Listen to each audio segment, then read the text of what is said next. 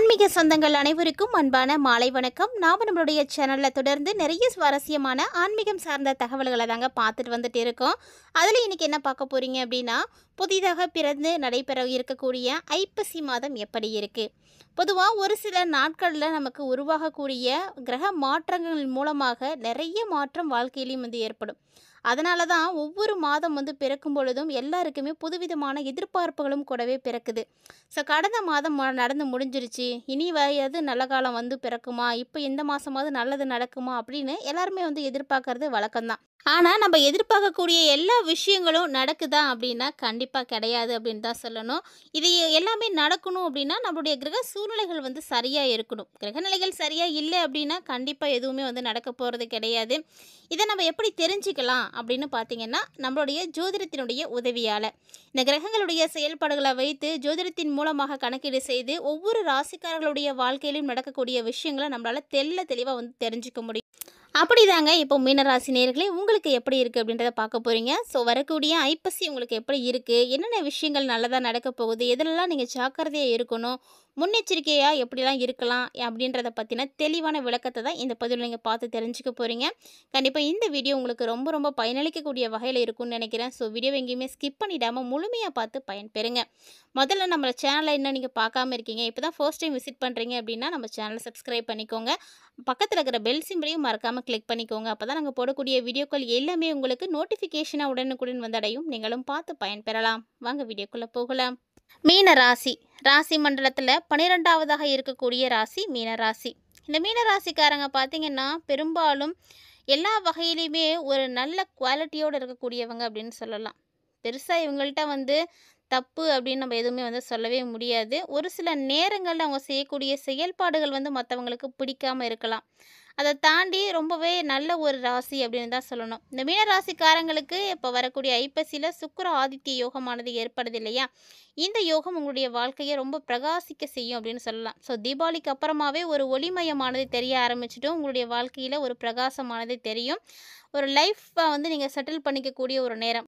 இந்த லைஃப்பையே செட்டில் பண்ணுறதுக்கு ஏன் ஐப்பசி உங்களுக்கு காரணமாக இருக்க போகுது அப்படின்னா, இந்த மாதத்தில் இருக்கக்கூடிய குரு பகவானுடைய பயிற்சி. குரு பார்த்திங்கன்னா அதிசாரமாக பயிற்சியாக இருக்கார். ஸோ கடக வீட்டில் இருக்கக்கூடிய இவர் நல்ல ஒரு மாற்றத்தை கொடுக்க போகிறாரு. கூடவே துளாராசியில் சூரியன் சுக்கிரனோடு இணைந்து பயணிக்கக்கூடிய ஒரு நேரம். சுக்கிர பகவான் நீச்சத்தன்மையை விட்டுட்டு துளாராசியில் பயணிக்கக்கூடிய ஒரு நேரம். நீச்சபங்க ராஜயோகம் உருவாகுது. சூரியனோடு இணையறதுனால சுக்கிரன் சூரியன், அதாவது சுக்கிராதித்ய யோகமானது உருவாகுது. இந்த மாதிரி ஒரு சில யோகங்கள் உருவாகக்கூடிய இந்த நேரம் மீனராசினியர்களுடைய வாழ்க்கையில் மிகப்பெரிய மாற்றத்தை கொடுக்க போகுதுங்க. ஏன்னா இந்த காலகட்டங்களில் குரு பகவான் உங்களுடைய ராசி அதிபதியாக இருக்கக்கூடியவர். அவர் என்ன ஆகிறாருன்னா உச்சமாகிறாரு. ஸோ மீனராசிக்கு ராசியினுடைய அதிபதி உச்சமாகி ராசியே பார்க்குறாரு அப்படிங்கிறது எவ்வளோ பெரிய யோகம் யோசிச்சு பாருங்களேன். ஏன்னா உங்களுடைய ராசி அதிபதி இப்போ உச்சமாகி லாபஸ்தானத்தை தான் பார்க்குறாரு. இந்த லாபஸ்தானத்தையும் குருவையும் பார்க்கக்கூடிய நேரம். ஜென்மசனி உங்களுக்கு நடக்குது தான், இருந்தாலுமே கூட சனி பகவான் வக்ரமாக தான் இருக்கிறாரு. அதனால் உங்களுக்கு பெருசாக பாதிப்பை கண்டிப்பாக கொடுக்க மாட்டார். சனி பகவான் வக்ர நிவர்த்தி ஆனதுக்கு அப்புறமா ஏதாவது பாதிப்புகள் வரலாம், ஆனால் அதுக்கு முன்னாடி உங்களுக்கு எந்த பிரச்சனையும் கிடையாது. சனி வக்ரமாக இருக்கக்கூடிய இந்த ஒரு காலத்தில் ஓரளவுக்கு உங்களுக்கு நன்மைகள் கிடைக்கும். ஜாதகத்தில் சனி வக்ரமாக இருக்கிறார் அப்படின்னா இதை விட வேறு என்ன வேணும், நன்மைகள் கண்டிப்பாக கிடைக்கும். ஏதாவது ஒரு வகையில் உங்களுக்கு செல்வ செழிப்பு உருவாகும். ராசி அதிபதி உச்சம் பெறக்கூடிய இந்த ஒரு நேரத்தில் தெய்வத்தினுடைய பலமானது உங்களுக்கு கிடைக்கும். தெய்வ பலம் கிடைக்கும் அப்படின்னு சொல்லுவாங்க இல்லையா, அந்த மாதிரி அந்த அளவுக்கு ஒரு நல்ல ஒரு வலுவானது கிடைக்கும். எல்லாமே நம்மளால் செய்ய முடியும், சரி பண்ணிக்க முடியும் அப்படின்ற ஒரு திருப்தி உங்களுக்கு கிடைச்சிடும். பண வரவும் அப்படிதாங்க, எந்த ஒரு கவலையுமே கிடையாது. ஏன்னா குழந்தைகள் ரீதியாக உங்களுக்கு நிறைய மனக்கவலைகள் இருந்திருக்கும். நம்மளுடைய குழந்தைகள் இவ்வளோ கஷ்டப்படுறாங்களா, இல்லை இப்படி இருக்காங்களே, தொழில் நல்லா இல்லை, இந்த மாதிரி பலரும் பார்த்திங்கன்னா கஷ்டப்பட்டுட்டு தான் இருக்கீங்க. நல்லா படிக்கலை, நல்லா ஆரோக்கியம் இல்லை அப்படின்னு. ஆனால் இந்த காலகட்டங்கள் அப்படிலாம் இருக்காது. குழந்தைகள் ரீதியாக இருந்து வந்த மனக்கவலை நீங்கும். தொழில் நல்லா வளர்ச்சி அடையுங்க. ஸோ நீங்கள் என்ன தொழில் வேணாலும் செய்துட்டுருக்கலாம், நல்ல வளர்ச்சி இருக்குது. அது மட்டும் இல்லை, மனக்கவலை அப்படின்றது கண்டிப்பாக நீங்கும். 9வது வீட்டுக்கு அதிபதியாக செவ்வாய் பகவான் வராரு. இதனால் பூர்வீக சொத்துக்கள் கிடைக்கும். ஸோ உங்களுக்கு ஏதாவது பூர்வீக சொத்து கிடைக்காம இருக்குது, தள்ளி போயிட்டுருக்குன்னா இப்போலாம் கிடைக்கும். வெளியூரில் இருந்தோ வெளிநாட்டில் இருந்தோ உங்களுக்கு நல்ல செய்தி வரும். சொல்லப்போனால் அந்த பயணங்கள் உங்களுக்கு நல்ல ஒரு மாற்றத்தை கொடுக்கும். வெளிநாட்டு பணம் வந்து கிடைக்கிறதுக்கு வாய்ப்பு இருக்குது. பணவரவு நல்லாவே இருக்குது, அதுக்கெல்லாம் வாய்ப்பு நிறையவே இருக்குது. அதாவது இந்த டைமில் பார்த்தீங்கன்னா உங்களுடைய வார்த்தைக்கு மதிப்பு மரியாதையெல்லாம் கிடைக்கும். நீங்கள் சொன்னீங்கன்னா அதை வந்து 4 பேர் கேட்பாங்க. அந்த மாதிரியான ஒரு சூழ்நிலை, திடீர் அதிர்ஷ்டம் இருக்குது. உங்களுடைய வாழ்க்கையில் ஒரு ஒளியானது ஏற்படும். என்னடா ஒளி ஏற்படும் அப்படின்னு சொல்கிறாங்களேன்னு யோசிக்காதீங்க. அதாவது இந்த ஒளி அப்படின்றது நீங்கள் எவ்வளவு கஷ்டத்தில் இருக்கீங்க, எவ்வளோ இருளானது உங்களுடைய வாழ்க்கையில் சூழ்ந்திருக்கோ அது எல்லாமே போக்கி உங்களுக்கு நல்ல ஒரு எதிர்காலத்தை வந்து கொடுக்கும். இது வரைக்குமே பட்டு வந்த அவமானங்கள் எல்லாம் வந்து போகும். சுக்கிரன் நீச்சமாக இருக்கிறாரு. இது வந்து உங்களுக்கு யோகம்தான். ஆனாலுமே சுக்கிரன் பார்த்தீங்கன்னா ஆட்சி பெற்று தான் இருக்கிறாரு. ஸோ ஆட்சி பெற்று இருக்கக்கூடிய சுக்கிரன் உங்களுக்கு 8வது இடத்துக்கு வராரு. அதனால் திடீர் வருமானம், திடீர் அதிர்ஷ்டம், திடீர் பணவரவு, இது மாதிரி எல்லாமே திடீர்னு நடக்கும். கணவன் மனைவியோட உறவுலாம் பார்த்தீங்கன்னா ரொம்ப சூப்பராக இருக்கும். அந்த உறவுகள் மூலமாக, குடும்பம் மூலமாக உங்களுக்கு நிறைய நன்மைகள் தான் நடக்குமே தவிர பிரச்சனைகள் அப்படின்னு ஒன்றும் இருக்காது. சொல்லப்போனால் இந்த காலகட்டங்களில் உங்களுடைய முயற்சிகள் எல்லாத்துக்குமே வெற்றிகள் கிடைக்கும். என்ன முயற்சி நீங்கள் எடுக்கிறீங்களோ அது கைகூடும். நல்ல வேலைக்கு போகணும்னு முயற்சி பண்ணுறீங்களா, வேலை கிடைக்கும். குடும்பத்தை நிர்வகிக்கணும்னு நினைக்கிறீங்களா, கண்டிப்பாக கிடைக்கும். இல்லை நான் வந்து ஒரு தொழில் செய்யணும் அப்படின்னு நினைக்கிறேன் அப்படின்றீங்களா, அதுக்கும் வந்து வாய்ப்பு இருக்குது. ஸோ வெற்றிகள் அதிகரிக்கக்கூடிய நேரம். லக்ஷ்மி கடாட்சியம் உண்டாக போகுது. ஸோ லக்ஷ்மி கடாட்சியம் உண்டாச்சு அப்படின்னா வேறு என்ன வேணும்? பணத்துக்கெல்லாம் எந்த பிரச்சனையும் இருக்காது. பணவரவு அமோகமாகவே இருக்கும். வீடு, மன, சொத்து, வண்டி, வாகனம் அப்படின்னு எல்லாமே வாங்கிறதுக்கான யோகம் நிறையவே இருக்குது. ஆனால் இந்த காலகட்டங்களில் நிறைய பேர் பார்த்தீங்கன்னா ஏழரை சனியில், விரய சனியில் மீனராசிக்காரங்க உடல் ரீதியான பாதிப்புகளை பார்த்துருப்பீங்க. நிறைய விரய செலவு பண்ணியிருப்பீங்க. மருத்துவத்துக்காக நிறைய செலவுகள் ஆகிருக்கும். ஆனால் இப்போது அந்த செலவுகள் எல்லாமே வந்து குறைய போகுது. உங்களுடைய ஆரோக்கியம் நல்லாயிருக்கும்.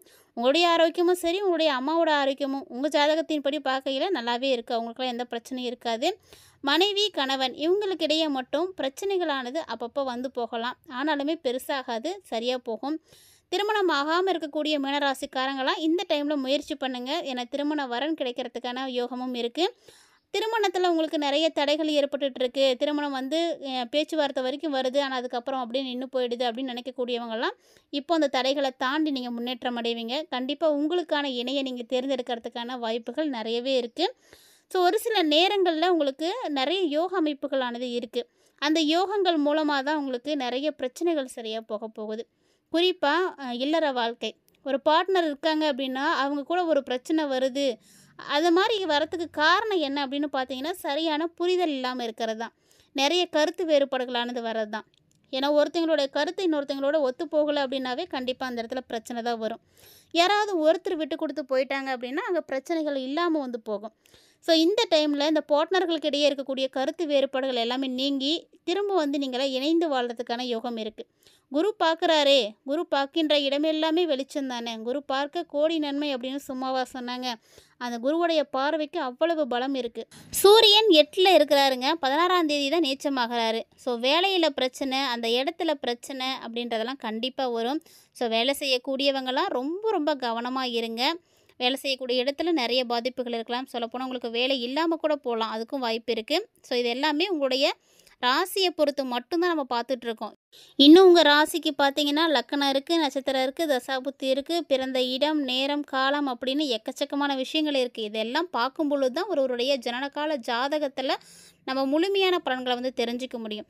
ஸோ எல்லாமே சேர்ந்தது தான் ஜாதகம். ராசி மட்டும் ஜாதகம் கிடையவே கிடையாது.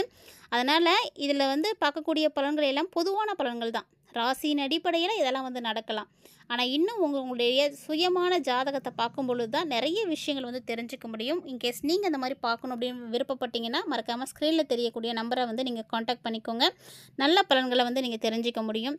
சுக்கிரன் ஆட்சி பலம் பெற்று சூரியனோடு இணைவதனால சுக்கிர ஆதித்ய யோகம் உருவாகுது இல்லையா, இந்த யோகமானது உங்களுக்கு நிறைய கடன் பிரச்சனைகளை வந்து தீர்த்து கொடுக்கும். கடனை நீங்கள் அடைக்கிறதுக்கான வாய்ப்புகள் எல்லாம் இப்போ வந்து கிடைக்கும். கடனை அடைக்கணுன்னா என்ன வேணும்? கண்டிப்பாக வந்து ஒரு நல்ல வேலை வேணும். அதனால் மீனராசிக்காரங்களுக்கு நல்ல வேலை கிடைக்கும். நல்ல வேலை இருந்தாலே போதும், நல்ல சம்பாத்தியம் கிடைக்கும். அந்த சம்பாத்தியத்தின் மூலமாக உங்களுடைய கடனை நீங்கள் அடைக்க முடியும். அதோடு எதிரிகள் தொல்லை உங்களுக்கு இருந்துகிட்ருக்கு அப்படின்னா கூட அதுவும் இப்போ வந்து விலகிடும். உடம்புல எந்த ஒரு நோயும் இருக்காதுங்க. நோய் நொடி எல்லாமே வந்து விலகக்கூடிய நேரம் தான். ஸோ நீங்கள் வந்து கவலைப்படணும் அப்படின்றதுக்கு ஒன்றுமே கிடையாது. அதிக அளவில் உங்களுக்கு நன்மைகள் தான் வந்து நடக்க போகுது. குழந்தைங்களால் மனசுக்கு நிம்மதி, மனசுக்கு மகிழ்ச்சி, பணவரவு, பொருளாதார வளர்ச்சி அப்படின்னு எல்லாம் கிடைக்கும். தாய் தந்தையும் உங்களுக்கு வந்து ரொம்ப சப்போர்ட்டிவாக இருப்பாங்க. ஸோ அவங்க மூலியமா நீங்கள் இன்னும் வந்து நல்ல தைரியமாகவே இருந்து இருக்க முடியும். பல வகைகளில் மீனராசி நேயர்களுக்கு நன்மைகள் தான் நடக்க போகுது. அதை பற்றி இந்த பதிவில் நீங்கள் முழுமையாகவே பார்த்துருப்பீங்கன்னு நினைக்கிறேன். பதிவு உங்களுக்கு பிடிச்சிருந்தா லைக் பண்ணுங்கள், ஷேர் பண்ணுங்கள், மறக்காமல் கமெண்ட் பண்ணுங்கள். மீண்டும் இது போல் நிறைய இன்ட்ரெஸ்டிங்கான தகவல்களை எல்லாம் நீங்கள் உடனுக்குடன் பார்த்து தெரிஞ்சுக்கணும் அப்படின்னு விருப்பப்பட்டீங்கன்னா மறக்காமல் நம்ம சேனலை சப்ஸ்கிரைப் பண்ணிவிட்டு ஃபாலோ பண்ணிக்கோங்க. மீண்டும் மற்றும் ஒரு சுவாரஸ்யமான ஆன்மீக தலைப்பில் சந்திக்கலாம்.